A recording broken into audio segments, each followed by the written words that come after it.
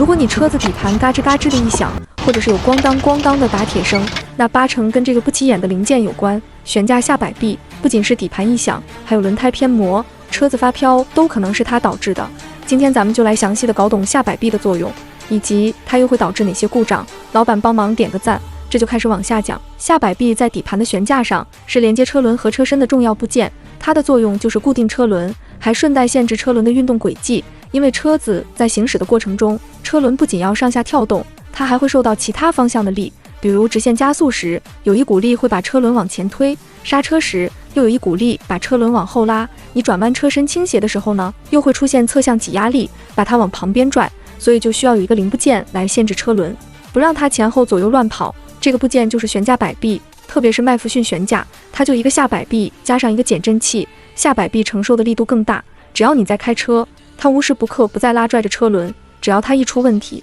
那你车子开起来就会发飘，不好开，底盘一响，轮胎偏磨，只是它引起的小副作用之一。但这个下摆臂本身它是并不容易坏的，它就是一个钢制或者是铝合金的结构件，只要没有外力碰撞，几乎都不会自己坏。正常情况下够你开个20-30万公里。容易坏的是它的连接锚点，连接在仰角上的球头，还有连接在副车架上的胶套，就像人体关节一样。当运动量过大时，最先出问题的往往不是肌肉，而是关节。首先就是连接在仰角这边的球头，因为这个下摆臂属于转向键的部分，仰角需要围着下摆臂转向，所以这里需要一个活动范围更大的球头。这个球头内部就是一个球头销，里面有大量润滑油脂，一旦球头外面的橡胶防尘套破了，里面进入了泥沙，那球头就会在里面干磨，要不了多久就给你磨坏，时间一长，矿量就被磨出来了，就会出现咣当咣当的打铁声。这时候你车轮还会晃荡，刹车变道，车轮还就不那么听话，可能还会跑偏。